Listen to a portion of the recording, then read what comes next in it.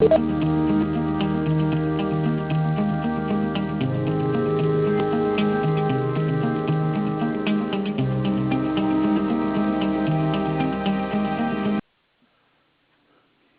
afternoon, everyone. This is Steve Smith. I'm a SCORE business advisor, and welcome to today's webinar. I can see by the people who have signed up that some of you have been on these webinars before, so just bear with me a little bit as I get started and introduce our speaker. But as you know, today's subject is crowdfunding. Is it right for your business? And our presenter is Cliff Ennico. Many of you know Cliff. And or have seen him in workshops. He's published, he's written a lot of things, and I'm sure that many of you know him. As he just told me a little minute ago, he's a legend in his own mind. So before we get to Cliff's presentation, let me do the obligatory and give you some information, background information for those of you that don't know about SCORE.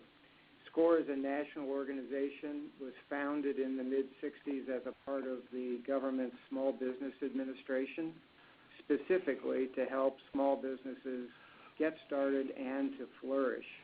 There are about 320 some odd offices around the country, and the office that you're most directly associated with here today is SCORE in Norwalk, Connecticut. SCORE Norwalk has about 100 to 110 volunteers. About two-thirds of us, including myself, are retired executives with industry or process or business subject expertise.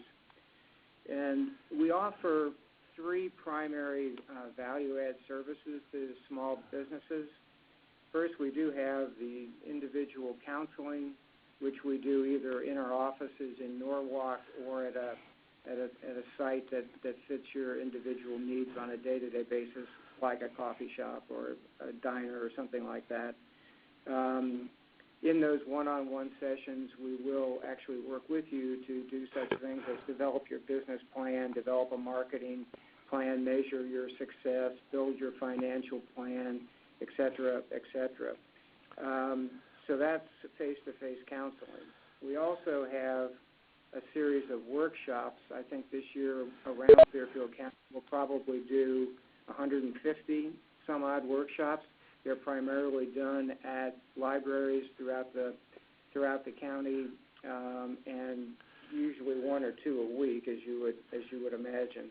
In those workshops, we try to bring subjects to bear like the one we're talking about today, that are topical and will help you run your business more efficiently and effectively. A different kind of a venue, obviously, than the face-to-face counseling. At the beginning of the year, this year, 2016, we started the webinar program, of which you're now a part. And we are running those webinars every month on the first Tuesday of the month, like today. And we're going to start the second half, or the last trimester of the year, to move to one every 3 weeks, and probably we'll even accelerate that as we go into 2017. So let me just also put in a plug now for our next webinar, which is July 12th. Seems like a long way away, but it's not. And at that webinar, we'll have one of SCORE's own, Budley Frond, will present basic tech trends. So we'll look forward to that. Now, let's get on with it here. Today's webinar will go till 1 o'clock sharp. The conference is being recorded. I always get questions on this. Yes, it is being recorded. And the link will be to the recording, and the slides will be available at, so write this down, scorefairfieldcounty.org, no spaces, no caps. It'll be there within the next week for you to access as you see fit. Also, if you look at your screen, at the bottom left-hand side, you'll see a chat room. That's where we encourage you to place your questions, and I'll monitor those. And when we get through Cliff's presentation, I'll go through those questions and feed them to him in some kind of an order that makes sense, and we'll hopefully answer as many as we can. So that's pretty much it. Let me just introduce Cliff. He's a leading expert on legal and tax issues that face small businesses. He's the author of 16 books, including most recently, that couldn't be more topical, the Crowdfunding Handbook. Raise money for your small business or startup with equity funding portals. It's quite a title. I'm sure he's going to give it a plug here when he gets on. He is an attorney for small businesses and a consultant. He's based in Fairfield County.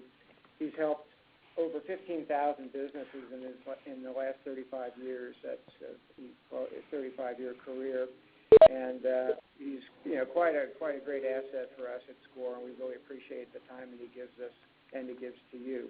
So, Cliff, I'm going to turn it over to you now and take it away, and then I'll be back whenever you need me, or for sure when you're finished with your slides. Cliff, to you. Hey, Stephen. Thanks you for that wonderful introduction.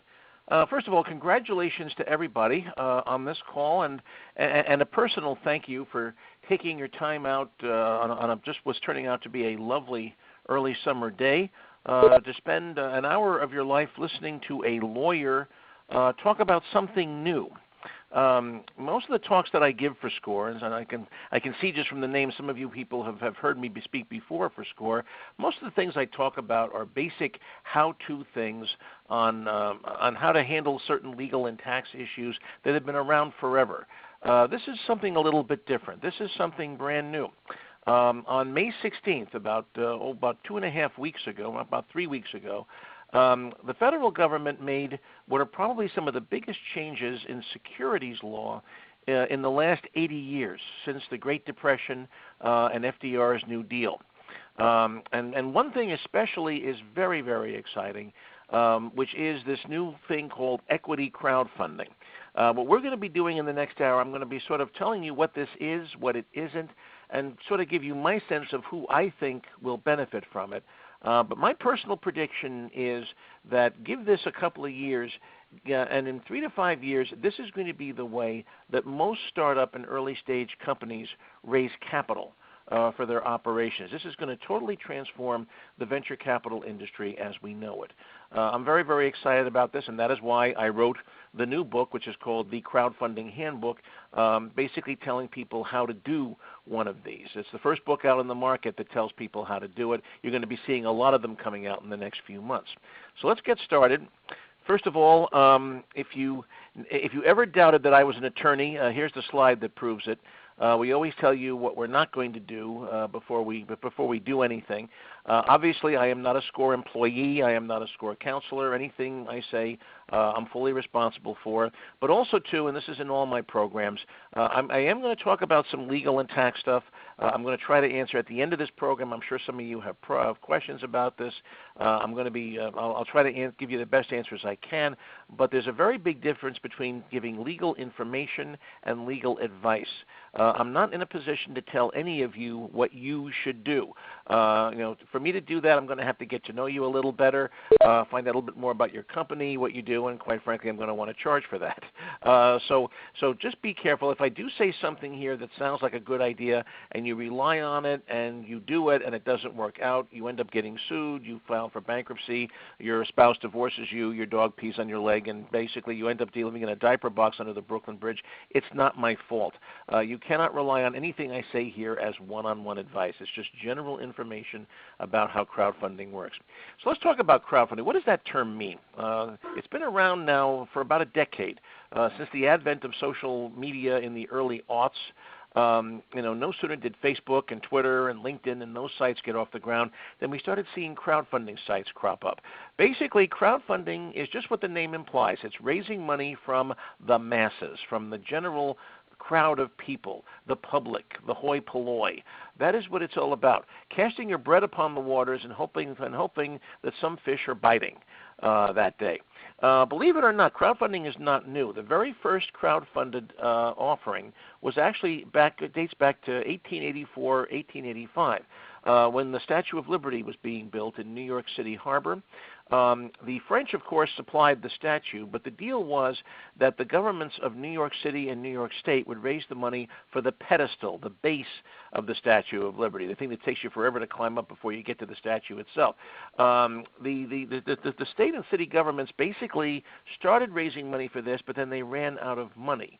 So the New York World, which was a popular newspaper of the time, it's now long since out of business, basically said, this is ridiculous, this is a shame on our national pride, we want to have this statue in New York Harbor. So they basically took out a full-page ad asking individual people to give dimes, dollars, whatever, so that they could finish the pedestal for the Statue of Liberty. And they did. They raised a couple of $100,000 in 1885. That's like raising $10, $15, $20 million today to build the pedestal of the Statue of Liberty. That was the first ever crowd-funded pitch that was ever done. Little piece of history there.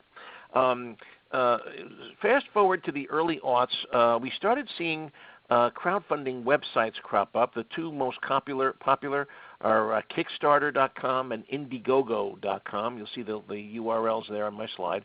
Right now, up until now, if you were doing crowdfunding, you weren't crowdfunding a company or a startup. You were crowdfunding a project. And a project could take many different forms. A lot of inventors have been using crowdfunding to raise money for their inventions. What they do is, they basically put a pitch out here. I've got a new kind of spork. You know what a spork is? That's the thing. That's that combination fork and spoon thing that you use to eat salad. An inventor could come out and say, hey, I got a brand new spork. It's a knife, fork, and spoon, and you need both hands to operate it, but it's really cool. You could basically pitch that to the crowd, and people would basically give you money in exchange for something, and the something could take different forms. So for example, what you do on crowdfunding is you launch a campaign. You basically put something out there and say, hey, here's the project, I'm raising money for it. People then contribute money, and you promise them something in return for their contribution. So let's say, for example, that I wanted to crowdfund my next book. I want to take 3 to 6 months off from work to write my new book. I got to pay bills during that time, so I'm crowdfunding the next 3 to 6 months of my life. I want you guys all to pay my household bills for the next 3 to 6 months so that I can take the time off and write the next blockbuster bestseller on how to do whatever. And for a $100 donation, you'll get an autographed copy of the book when it comes out. For a $500 donation, I will invite you to the launch party that my publisher does in New York. And for $1,000 or more, I'll come over and I'll watch your kids some night, so you can go have a date night or something like that. I mean, that's what a crowdfunding campaign looks like, circa right up from about 2004 to the present time. A lot of people, by the way, if you go to Kickstarter, there are a lot of people that are looking to crowdfund medical procedures that are not covered by insurance. A lot of couples, for example, taking fertility treatments try to crowdfund. I actually saw one a couple of years ago where a couple somewhere out in the Midwest was having trouble conceiving a baby. They wanted to crowdfund artificial insemination, and the deal was that if you contributed at least X dollars, you would get the right to name the baby when it was born. They gave a list of boys and girls' names, and depending on what happened, you would have the ability to pick the child's name. I thought that was kind of clever, actually. So basically, the way you crowdfund things today is you launch a campaign on a crowdfunding portal, such as Kickstarter or Indiegogo. There's a bunch of them out there. You try to raise money, and the deal is there's a trigger amount. If you raise at least X dollars by a certain date, then you get the money and you get to do whatever you want to do. But keep in mind that you have to give something to those people in exchange if the project is successful. Okay. In project crowdfunding, which is what we're talking about, the investor gets something in return eventually, but it doesn't have to. You don't have to give something in return. There is something called gift crowdfunding. A lot of nonprofits use crowdfunding as a way to raise money for their various exempt activities. Here, you're not getting anything in return; you're just getting a warm, fuzzy feeling. And if the nonprofit is a true 501c3 tax-exempt organization, you may be able to get a deduction for your donation to the organization. But now, beginning May 16th of this year, we have a third category, and this is what we're going to talk about in this program. It's called equity crowdfunding, raising money for your business and offering stock or debt in return in exchange for their investments. People actually getting a piece of your company through crowdfunding. So now let's talk a little bit about the law here. Raising capital online. This is really what equity crowdfunding is all about. It's a major transformation. Historically, you couldn't do it without making a public offering. The only way that you could raise money from the masses, from the public, the hoi polloi, the general mass of humanity, was to make a public offering under something called an IPO, basically, under the Securities Act of 1933. You could not do it. There were SEC rules and state laws that allowed private offerings to specific individuals that didn't require you to go through the whole IPO process, but they were limited. Generally, you were limited to small numbers of investors and dollar amounts.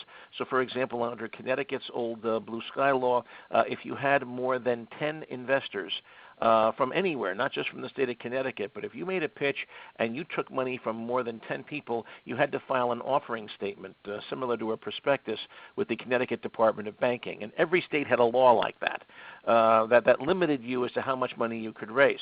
Also, too, only accredited investors could participate. Now, we'll talk more about accredited investors in a minute, but basically you couldn't take money from just anybody. There were only very specific people that you could take money from.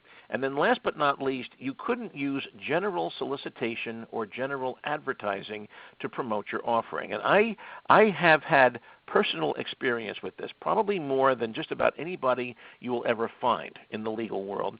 Most people who know me know that back in the early 90s, I did a television show on public television called Money Hunt.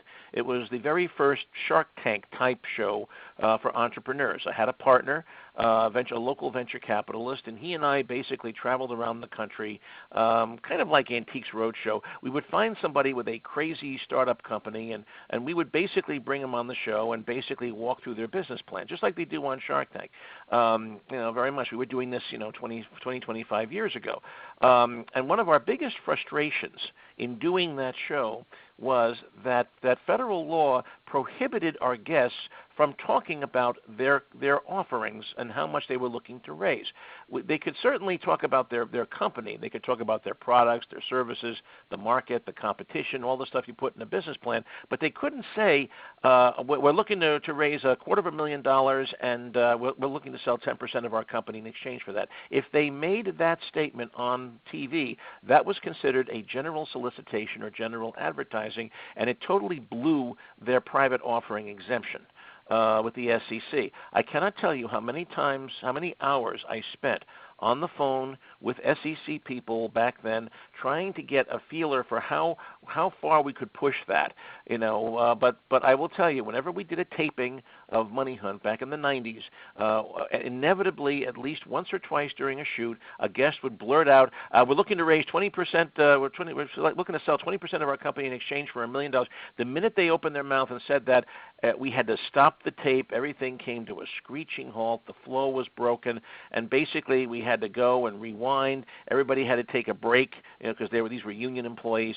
Everything just came to a screeching halt while I basically took the guest out into the green room and basically yelled at him, saying, "You can't do that. You can't talk about this. It violates federal law, yada, yada." So I feel this. I feel the pain here of not being able to use general solicitation, general advertising to be able to make a private offering of securities.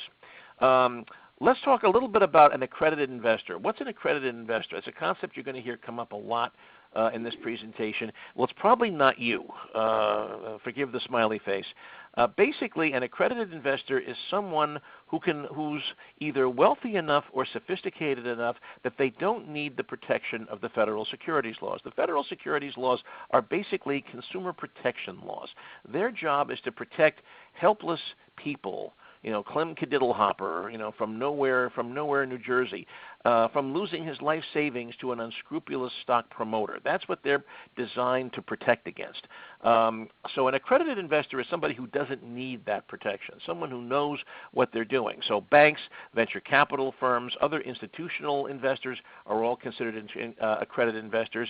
The company founders and insiders, the people who found the company, are generally considered accredited because, let's face it, they're living at that company. They're working 90 hours a week. They know more about this company than anybody else. Okay, wealthy individuals, otherwise known people we call the 1% nowadays. In order to be an accredited investor as an individual, you have to have a net worth, alone or with your spouse, of $1 million or more. Or you have to have an individual income of 200. That should be, by the way, that should be 200,000. I apologize. That's not $200. Most of us with incomes of $200 are not accredited investors. That should be 200,000 or more in the last 2 years, or with a joint income, that's you and your spouse together, of 300,000 more in the last 2 years, and a reasonable expectation that those numbers will continue. So if you've been making, $250,000 a year the last 3 years, but you just lost your job, and it isn't likely that you're going to be getting a new job at that income level this year, you are not an accredited investor, even though you have been for the last couple of years of your life. If anybody here on this conversation meets any of these criteria, I definitely want to have a conversation with you, and I'm going to want to know if you are single.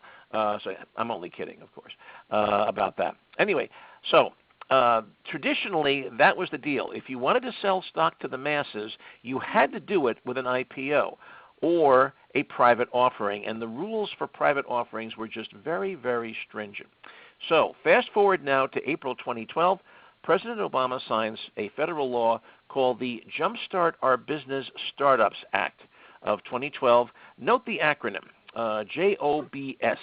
Whenever Congress gives a law a funny name, it's always a good idea to look at the acronym because that tells you what they're looking at. This was widely viewed as an effort to create jobs. The federal government recognizes that big companies these days are not the job-creating machines that they used to be. It's our small businesses and startup companies that are going to create the jobs of the future, and we want to do everything we possibly can to help these companies create capital and create pools of capital to get their businesses off the ground, but not in a way that's going to cheat investors and to cheat common people out of their life savings. So what the Jobs Act did was it handed off to the SEC, the Securities and Exchange Commission, the mandate to create rules, and it did a bunch of things.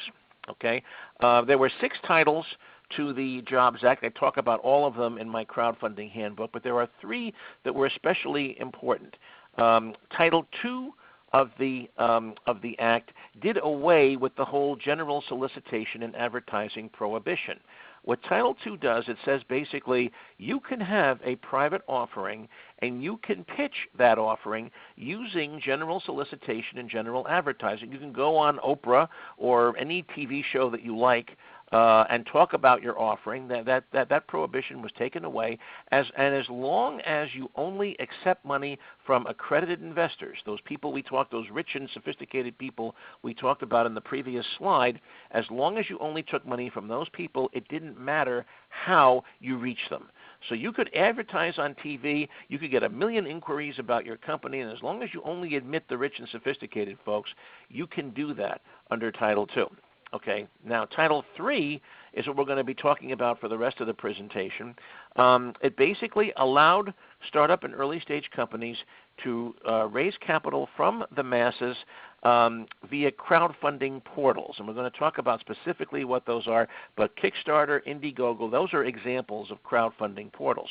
You could list a campaign on these crowdfunding portals, but not all portals, only some of them, and we'll talk about that in a minute, and raise money from these folks. That's Title III. and that's equity crowdfunding is Title III. Then Title IV, there's been something in the SEC world for a long time called Regulation A. This is a streamlined IPO process. It enables you to do a public offering, but without going through all the heavy paperwork requirements and massive costs that an IPA is involved in. They basically liberalize the Regulation A rules to make it easier for companies to raise between $3 and $20 million. Those were the big three things that the Jobs Act did, and most importantly, it preempted regulation at the state level. Up until this point, if you wanted to do an offering of securities, sell a piece of your company to the public, you not only had the federal rules to deal with, but you also had the blue sky laws in each state. What the Jobs Act did was it preempted those. It said if you're making an offering under Title II, III, or IV, you don't have to worry at all about state regulation and having to do different prospectuses for different states the way you used to do. It was a massive liberalization of the law. So now let's focus on Title III. That's really what I want to focus on. Title II, Title IV are really for big offerings. Title III is for the little people, the little companies that are just getting started, and so a perfect target for a SCORE audience, a perfect topic for a SCORE audience. Basically, what Title III does, it takes the friends and family offering to a new level. Now, back in days past, whenever you started a company off, you basically had three levels of funding. Level one was the founders. The founders would put in their money, hit up their credit cards, max out their credit cards, do whatever they could to get that key few $1,000s or tens of thousands of dollars necessary to get the product launched, the company up and running. The second level, once the company was launched, and then and like all early stage companies, they were hungry for capital, the founders would then reach out to their friends and family for either loans or equity investments to help get the company to the next level. And then the third level of financing was what we call the angel round, where an offering would be made to wealthy individuals who were not friends and family, but who were accredited investors and who could put in, instead of $10,000, $15,000, they could put in $100,000, $200,000, and this was the capital that got the company on the venture capitalist radar screen. Those are historically the three tiers of investment that got a startup company off the ground. Title III is all about the friends and family offering. What Title III basically allows you to do is to offer shares to the public, via specialized gatekeepers called crowdfunding portals. You can't do these from your own website. You have to go through something called a crowdfunding portal. We'll talk about those in a minute. There's little or no regulation at the state level. Issuers can raise up to $1 million over a rolling 12-month period, although there are some rules you have to know, and people other than accredited investors can participate. You are not limited to taking money from accredited investors the way you used to and the way you do under Title II. The only thing is, though, there are limits. If someone other than an accredited investor is making an investment in your company, they're limited. They can only invest if their net worth and annual income are both less than $100,000, they can only invest $2,000 or 5% of their net worth, whichever is greater, in crowdfunded offerings each year, not just yours, all crowdfunded offerings. If their income or net worth is less than $100,000. If their net worth and annual income is over $100,000, they can invest up to 10% of their net worth or annual income, whichever is less, in crowdfunded offerings, and nobody can invest more than $100,000 in crowdfunded offerings. Those are the three limits on people other than accredited investors. If you're an accredited investor, you can do whatever the heck you want. But if you're not, these are the rules that you have to comply with. Okay, so where do things stand? So what happened with Title III? The SEC regulations for Title III went into effect on May 16th, and here's where we stand as of this point. 10 broker-dealers and 40 independent firms have registered with the SEC to become portals. I understand that number is a little higher now. They're up over 50 firms have registered with the SEC to become portals. In order to become a portal, however, you have to register not just with the SEC but also with FINRA, the financial. That's the agency that regulates banks. and other financial institutions. And that process is a bit slower. They've only approved about 5 or 6 of those 50 applications so far. It's a very slow and tedious process, but it is happening. There are a number of popular crowdfunding portals that have signed up for this. AngelList.com and SeedInvest.com, which is based in New York City, are in. They have registered with the SEC, and they are beginning to do Title III crowdfunded offerings. Kickstarter.com, in a recent Wall Street Journal article, said that they don't plan to participate in this market. They want to stick with the traditional project-type crowdfunding. The crowdfunding for projects, not offering stock in companies, although they may change. Indiegogo has said that they're on the fence. They're looking at it as a possibility, as a possible way of enhancing their current crowdfunded offerings. My personal prediction for Indiegogo is that they're going to wait and see how this, and actually not just Indiegogo, but a lot of the big crowdfunding portals, they're going to wait and see how this market develops. And if they see it as an opportunity, what they're going to do is they're going to go out and acquire one of the smaller crowdfunded portals that were set up to do this, the Title III offerings. As happens in a lot of industries, when a new industry first is born, there's a lot of players running around, but eventually a lot of them get scarfed up. A lot of them get swallowed up, and there's consolidation. I think you're going to see that in the crowdfunded portal business as well. I mean, I actually know of a couple of portal startups that are registering with the SEC specifically in the hope that they will be acquired by a bigger crowdfunding portal down the road. They're looking to get swallowed up because they want to be one of the big players in this industry.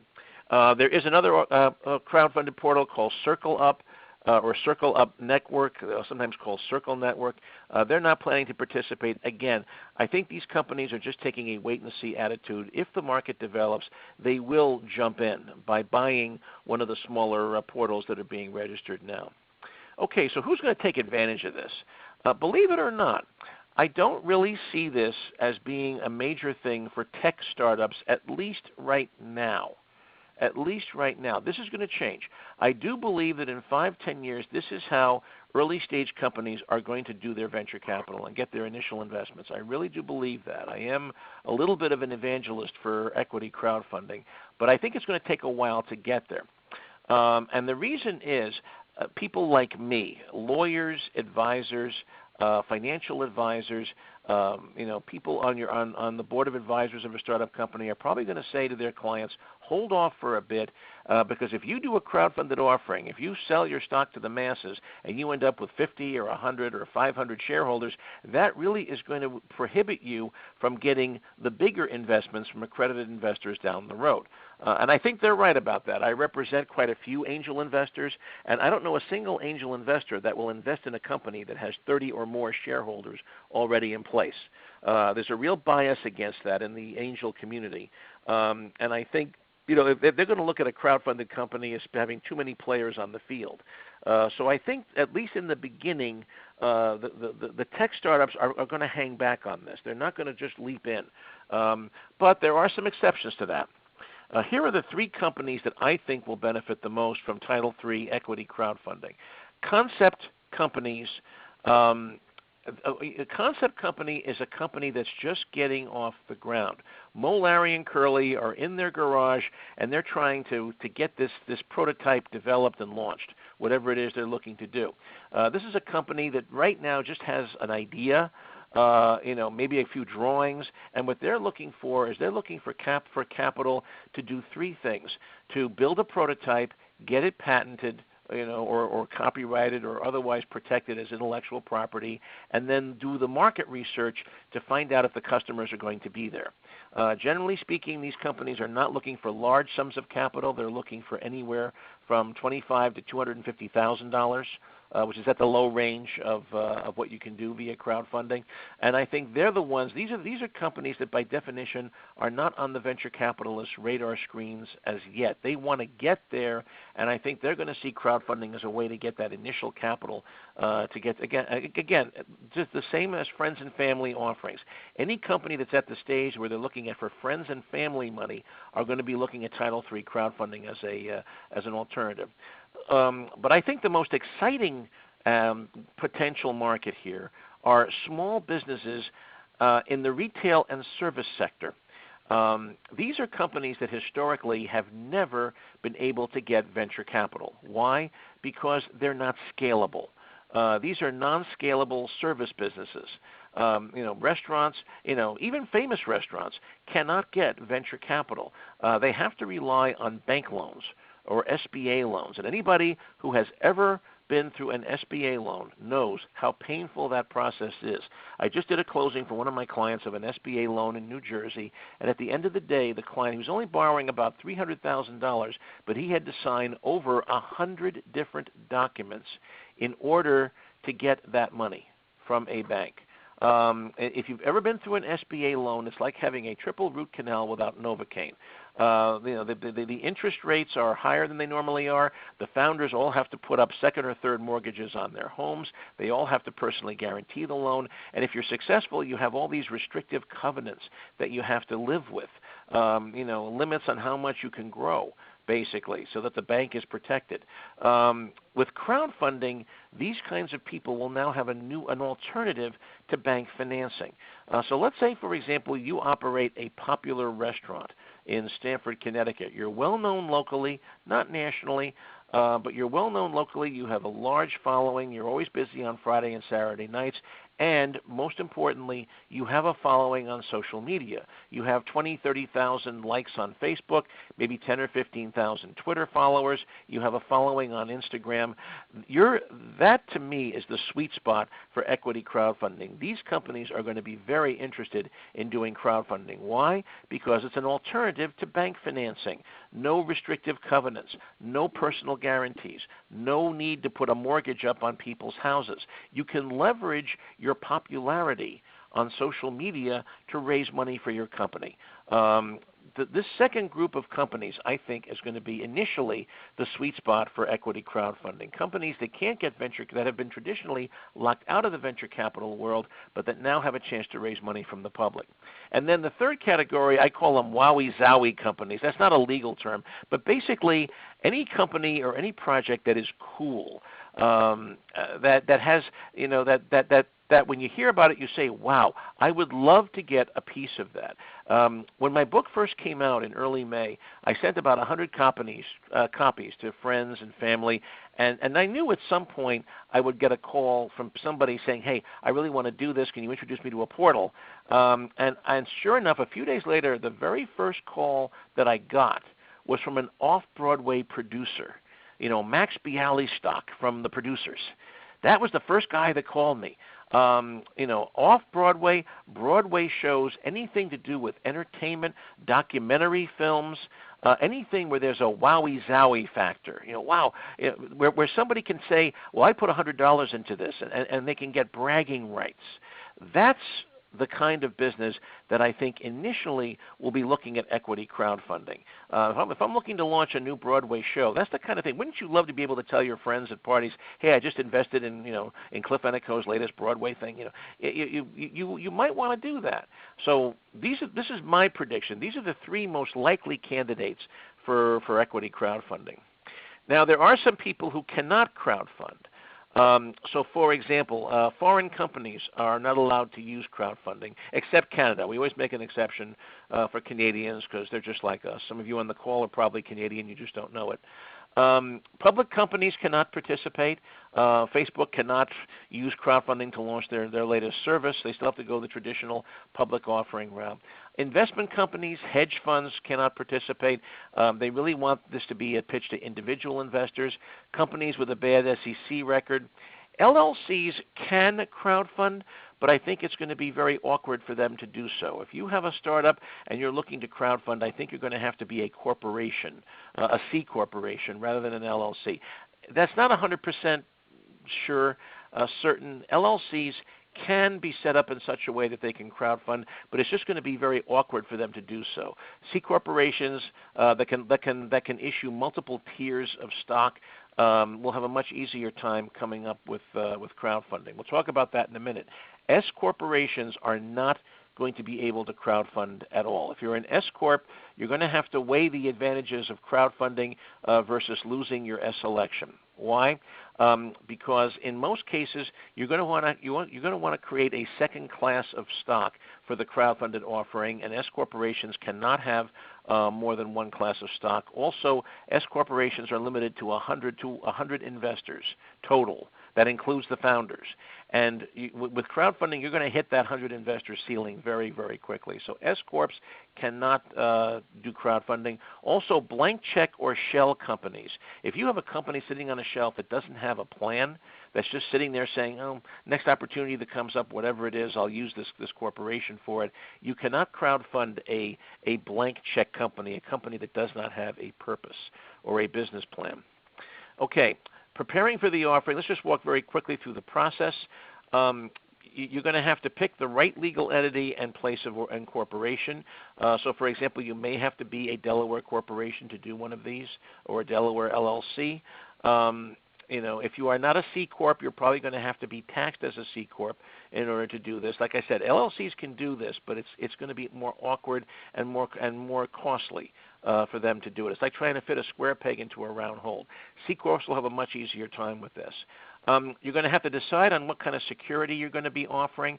My recommendation to my clients is going to be you want these shares to be non-voting. If you end up with 500 shareholders in your company, you do not want to have to deal with them every time you need a shareholder approval on something. These should be non-voting securities. People investing in these should be looking for the economic benefit, not the right to tell you how to run your business. I would also recommend that the shares be redeemable. At some point, if you do get a more serious venture capital offering, and if your company qualifies for that, they're going to want you to take out some of your crowdfunded investors, and you have to have the mechanism in place for them to do it. You need to set the offering amount, how much you're looking to raise, and the minimum, what we call min-max. That means that you're going to set a minimum amount and a maximum amount. We're looking to raise between $100,000 and $300,000. And the reason you do that is because these things have a time clock ticking. You can't just do a crowdfunded offering for forever. You have to say, but within the next 6 months, we expect to raise at least $100,000 and not more than $300,000.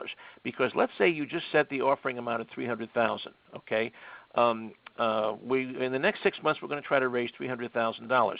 If at the end of 6 months you have raised $299,000, the offering terminates and the investors get their money back. Is how it works. You've lost the game. You want to set a minimum amount that you feel comfortable you can reach in a short period of time so you can start glomming the money, and then a maximum amount, which is the best of all possible worlds. That's the amount you hope in your wildest dreams you'll be able to get. Decide on the offering timetable. This is actually very easy. I think the vast majority of these are going to be between 90 and 180 days. Prepare a term sheet, but keep in mind that the term sheet is not for the investors. It's for the portals. And then get your management team on board. Okay. Now let's talk about launching the offering. In Title III crowdfunding, everything happens on a portal. There are two keys to success for a crowdfunded offering. I'll try to simplify this. Key number one is picking the right portal. The second key is leveraging your social media, your following on social media. The companies that don't have a huge following on social media are going to have trouble crowdfunding, at least during the early years. As the market develops, portals will develop a following of their own on social media, and you'll pick your portal based on how many investors they have in their pool. That's going to take a while to develop, though. That's not going to happen overnight. Right now, the companies that are best positioned to do a crowdfunded offering are companies that already have a large social media following and can leverage that. Some of the questions you have to ask are, does the portal handle my type of company? Does it handle other issuers in the same industry? Are lots of investors on board? I mean, that's not an irrelevant question. Is the portal marketing itself aggressively? Remember, the portal itself is a startup. In fact, I think you can use crowdfunding to raise money to start a portal. A portal is a startup business just like anybody else. The SEC and FINRA registrations are very expensive and time-consuming, and I can see startup portals, niche portals being set up. to target specific communities and specific types of companies. I could see these people using crowdfunding to raise money for their efforts. I was out in Oklahoma City about 2.5 weeks ago giving a talk on crowdfunding to the State Bar Association out there, and during one of the breaks I was approached by a young gentleman who was the tribal council for one of the Native American tribes in Oklahoma, and he was looking to set up a portal specifically to assist Native American-owned companies. The nice thing about portals is you can create them for specific niches. For example, a portal for a certain region of the country, a portal for a certain type of people, female-owned, minority-owned businesses, a portal for a specific industry. There are so many ways you can slice and dice portals. And in fact, some of these niches have already developed. So, for example, there's a portal that deals with alternative energy projects. There is at least one portal that I'm aware of. It's called Sprigster, S-P-R-I-G-S-T-E-R, that is specializing in franchise startups. You may well see portals that are focused on the type of security. So, for example, you may see a portal for debt securities or real estate. There are a lot of real estate portals right now for real estate investments. ifunding.co is one, ifunding.co. You may find portals focusing in companies in specific states or offerings of a certain size. There are so many ways you can slice and dice portals. That's going to be the most interesting thing with crowdfunding, is seeing how the portal community develops. Okay, so let's say you decide to do a crowdfunded offering. You prepare a term sheet. You sell it to a portal. The portal is willing to accept your offering. You must prepare disclosure documents. There is a prescribed form for this, and it's not a paper form. It's an online questionnaire that you have to fill out. They did this really well. You must use an XML-based fillable form. Anybody who's ever done an online questionnaire, that's an XML-based fillable form. It's an asynchronous interview where they ask you questions and you respond in real time. There are required disclosures that you must make, basically the same that you would for a prospectus, for a private offering. I give a whole chapter on this in the crowdfunding hand. There's 31 required disclosures you must make, and rather than get involved here, I'll just refer you to the book. And then supplemental materials, you can throw in whatever you like. You can throw in marketing brochures. You can throw in videos. You can throw in product demonstrations. If you have a YouTube video showing how the prototype works, you can put that in. But everything has to be on the portal. Nothing can appear anything else. When you are doing an offering through a crowdfunded portal, all of the marketing materials and disclosure documents must be on the portal, and they cannot be anywhere else. You are required to have financial statements too. And the rules here are somewhat complicated, and there's a little trap in here you got to be very careful about. You have to include financial statements for your previous 2 years, or as long as the company has been around, if you're less than 2 years old. For offerings of $100,000 or less, they only need to be certified by the CEO or founder. Yep, I've looked at these financials and they look okay. For offerings between $100,000 and $500,000, they must be reviewed by an independent CPA. And for offerings of $500,000 to $1 million and the first-time offering, they must also be reviewed by an independent CEA. If the offering is more than $500,000 and it's a second or third offering, it must be audited by a CPA, and that's a big, big difference. Reviewed financials mean I looked at the numbers, I kicked the tires a little bit, nothing here appears wrong to me. Audited financials are, I have looked into every single number, and these numbers are 100% accurate. I guarantee that. That's what an audited financial statement is. CPAs and accounting firms do not give away audited financial statements. They charge a bloody, bloody fortune to audit financial statements. So you see the trap here. Let's say that you want to raise, let's say that you raise $300,000, And let's say that your offering goes really well. Your CPA reviews your financials, everything goes great, and you sell out within 30 days. You had a massive hit on your hands. You did a 6-month offering, but you hit the 300,000 target in 30 days. You're going to be very tempted to go back to the market for another 300, 400,000 at that point. But once you go over 500,000, you now have to have audited financials. So my advice to clients is going to be, if you're looking to raise between $500 and $1 million, do that in your first offering. Do a min-max. We're looking to raise between $100 and $800,000 or $200 and $800,000, over the next 6 months. That way, if you have a hit on your hands, you can still fall within that first time offering requirement where your financial statements only need to be reviewed. You will not have to do audited financials. If you undershoot and then go over 500,000, you're going to have audited financials. That's a trap. We call it a trap for the unwary. This is a very long slide. Hey, Cliff, it's Yep. Steve here. Just be aware of the time, and we do have Yes, I am. 4 or 5 questions. So there you go. Yep, Okay, and I know this is kind of a long topic. I may need another 5 minutes just to get things done, but I'm willing to go over another 5 minutes to answer questions. So that's not an issue. On this slide, the only point that let's just plan then. We'll go to 105. So I'll go ahead. That's fine. Yep, that's fine. I can do that. And there's a lot to talk about here. Really, I wrote a whole book on this stuff. So if anybody who wants to know step by step what the rules are for doing an offering, they can simply look at the book.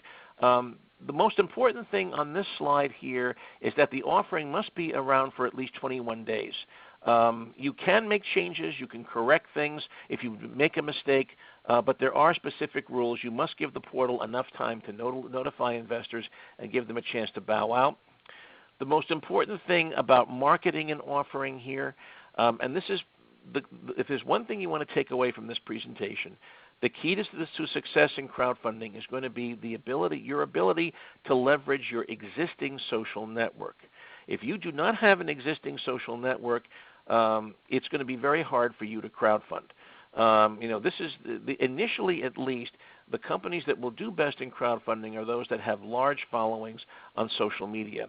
But you have to be very careful. All marketing activities must happen through the portal or through an announcement, which is like a tombstone ad. The SEC has very specific rules for what this looks like. You can send it to anyone, but all communications must happen on the portal. All communications must happen on the portal. You cannot promote the offering on your website. The only thing you can do is put up the announcement, the tombstone ad, and direct viewers to the portal. You cannot answer emails from investors from your website. You have to do it all through the portal. The good news is on the portal, you can market like hell. You can do whatever you want. The SEC lets you do that. But everything must happen on the portal. You can't do it anywhere else. Here are the rules for the offering announcement. If you've ever seen these ads in the Wall Street Journal where they just ask, name, rank, and serial number, that's basically what the offering announcement should look like. You can do whatever you want to on the portal, but nowhere else. And then let's say that your offering is successful. Let's say you do it, you raise $500,000, and now you've got 150 investors in your startup company. You can't just blow these people off and say, thank you, we'll call you when something happens. If you do, they will sue you. It's that simple. You now are an investor relations person. Part of your day, every day, is going to be managing your crowd. These people are going to send you emails every day, text messages. How are we doing? How's my investment coming? How are you doing? Are you doing this? Hey, I just saw an article in the Wall Street Journal. Are you taking advantage of that? You're going to need to devote someone on your management team full-time to doing that. You've got to keep your investors informed. You're going to start using quarterly conference calls. You're going to start doing webinars just like the one that I'm doing right now, telling your investors, keeping them informed, because otherwise they get antsy. They start developing, pitchforks. They start finding pitchforks and torches, and the next thing you know, the revolution is on. If things need to change, if you realize you made a mistake, you really should be in the yogurt business and not the technology business, you're going to have to learn how to pivot and break the bad news to these people. Here are some of the people you have to watch out for. I have a whole chapter on these people that waste your time. Very often, some of your crowdfunded investors may work for competing companies. There are people who know everything, including possibly myself. And the Che Guevaras, these are the people who want to launch the revolution when they don't like when they don't like what's going on. This is just a quick slide on real estate crowdfunding. Title II of the Jobs Act, that's the one that says that you can do a private offering to anybody and pitch it to anybody as long as accredited investors only are admitted. This has transformed the real estate industry. A lot of real estate developers are doing Title II deals, and I think Title III will also be popular too for smaller projects. Any of you on the call who are looking to flip houses and do stuff like that, Title III crowdfunding could be a way to build that kind of a business. Here are my own predictions, and then we'll start taking some questions. This is something that is brand new. Nobody, including me, knows how this is going to play out. No one knows how it is. Right now, we're waiting for a lot of portals to be registered, and then people will start doing offerings. My prediction is that for the next few months, we're going to see a flurry of portal registrations, but then the industry will fragment, and specialized niche portals will become the norm. And that's where you'll go. So if you're starting up a franchise or looking to franchise an existing business, you'll go to a portal that specializes in franchise offerings. That's how it's going to break down. Traditional crowdfunding platforms are not going away. Kickstarter, Indiegogo, you can still do traditional crowdfunding. This is not taking the place of the traditional project-oriented crowdfunding. But what I think will happen is that Kickstarter and Indiegogo eventually will get into this business, but they will either partner with an existing broker-dealer or portal, or they're going to stay out of the industry. Is what's going to happen. The early portals are going to be standalone independents. But like in any industry, there'll be consolidation. There'll be a dust-settling period of, my prediction is 3 to 5 years, with perhaps some case law. I mean, I am not a plaintiff's lawyer, but I have heard people say that crowdfunding and equity crowdfunding is going to be the biggest boon to plaintiff's lawyers since asbestos and mesothelioma. That may turn out to be true. I hope it doesn't play out that way, but it could very well be. But I think we will see some case law in the very early years clarifying what issuers and portals have to do to their clients and what their responsibility is to investors. And then last but not least, though, I am something of an evangelist for crowdfunding. Obviously, I wrote a 600-page book, so I think I have to be, whether I like it or not. But I do think that crowdfunding will become extremely popular for non-traditional issuers, especially as the millennial generation gets older and becomes the dominant force in our economy. I hate to generalize, and please, I don't want to sound at all like I'm generalizing or stereotyping, but I think one statement that you can make about the millennial generation that I think is very accurate is these people grew up hating banks and Wall Street.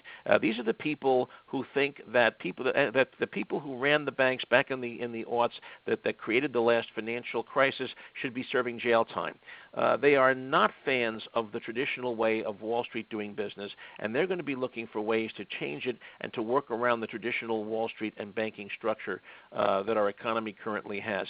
Crowdfunding will be one of a number of tools, I think, that will be very attractive to that generation as they launch their startups. So after a rocky start, I do believe that equity crowdfunding is going to be the way that people in the next 5 to 10 years will be raising capital for their companies. So those are my prepared remarks. I apologize for racing through some of those slides, but most of them duplicate chapters in my book. If you really want a step-by-step guide to doing a crowdfunded offering, I would just simply suggest that you spend $20 of your hard-earned money, buy my book, and I've even got forms in there of term sheets and things like that that you can use when approaching portals. So let us open up to the forum to questions, Steve.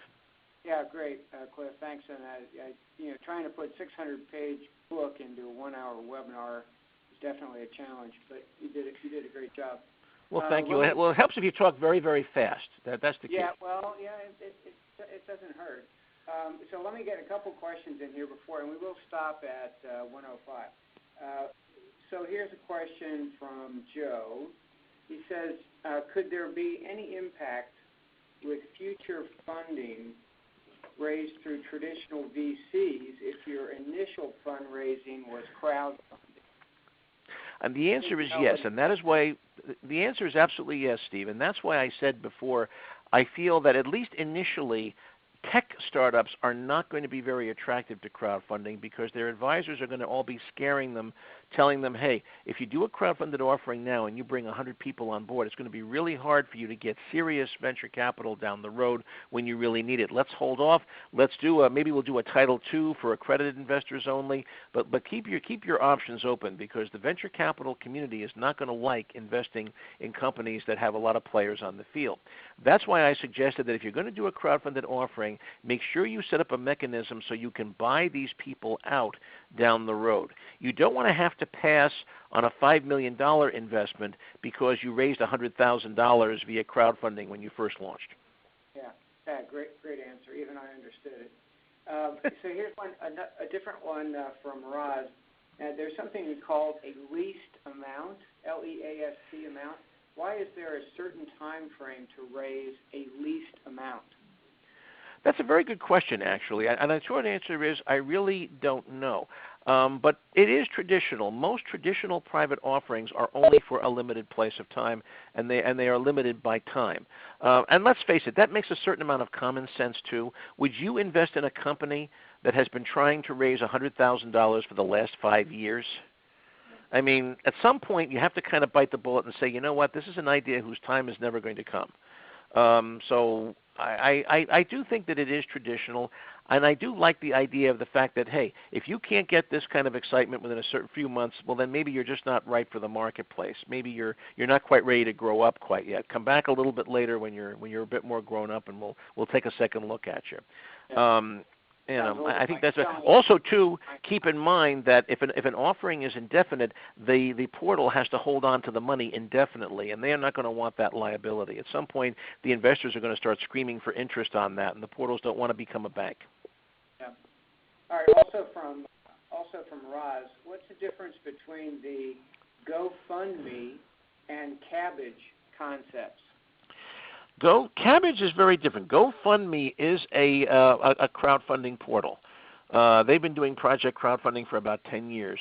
Cabbage is much different. Cabbage is primarily a lender that lends money to you based on accounts receivable and inventory and that kind of thing. There are a lot of companies out there that don't have a lot of equipment or bank collateral, but they do have very strong cash flows, accounts receivable turnover, and inventory turnover, and that's the kind of financing that Cabbage does.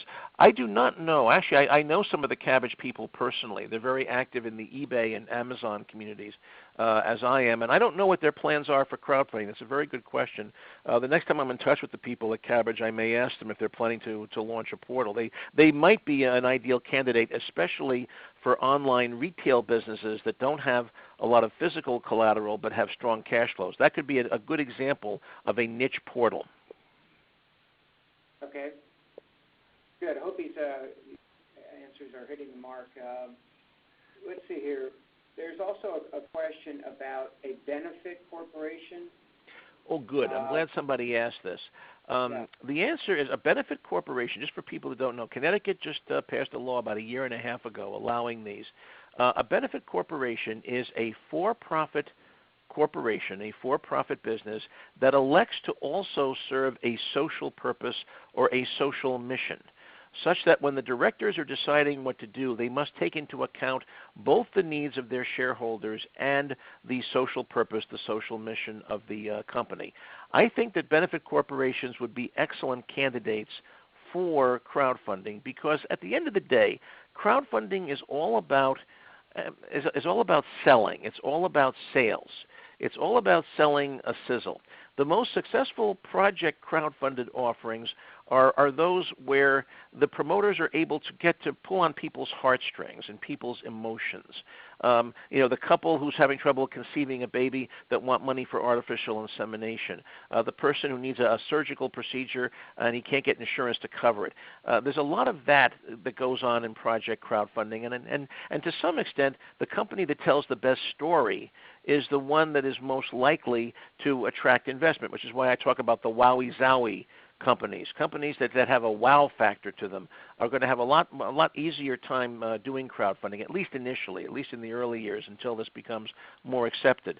So I think benefit corporations that have a social mission would be excellent candidates. The only thing is, though, because they are not nonprofits, benefit corporations are for-profit. They cannot offer people the opportunity to get a tax deduction for their donations. That they cannot do. In fact, if I'm a portal dealing with a benefit corporation, I want to make sure that that is clearly disclosed to investors, that you will not get any tax benefits for your investment. You're buying stock in a for-profit company just as the same as you would with IBM or Microsoft or Facebook. This is a for-profit venture. This is not nonprofit. It's just that, and in fact, because of the social mission, it's very possible that your return on investment may be lower than it would be for a company that does not have a social mission. I think that is a disclosure that would probably have to be made. I could do a whole program on benefit corporations, and if SCORE is interested, I'd be very happy to put one together on that. So benefit corporations are an entirely new and different animal, and we're trying to wrestle, all of us as lawyers, with how those are going to play out. All right, good. Hey, I think we've had a lot of requests from the participants about when the slides and if the slides and the audio will be available. And I've responded to some of you individually, but let me just say yes. At scorefairfieldcounty.org sometime in the next 5 to 7 days, and click on workshops, and then you can just drive it from there. So click on workshops. Webinars are technically a part of the workshops. So I think that's all we've got the time for today. As we just I think so. Let me just mention too, for those of the audience who are Cliff Enico groupies, I also have a YouTube channel with about 35 videos up on all kinds of topics relating to small business and investment. That program that I did for the Oklahoma Bar Association on crowdfunding, which is really more for lawyers than the general public, but that's also up there in audio format too. If you go to youtube.com and type in Cliff Enico in quotes, you'll see all the videos that I've got up there. Some really cool stuff. If you do say so yourself. All right, Cliff, hey, I'm just kidding you. Thank you very, very much for this. This is very informative. I learned a lot. I'm sure everybody in the group did. We had about 45 people on, so it's great. And to all those of you that did participate, thank you very much for that. And again, reminder, July 12th, next webinar, Basic Technology Trends, where we're going to try to make this really simple, really impactful, and not get into a lot of the nits and bits and stuff like that sometimes can be intimidating. So please go on our site, and sign up for that webinar. So that's all for now. Thanks again for joining, and have a nice day. Bye-bye.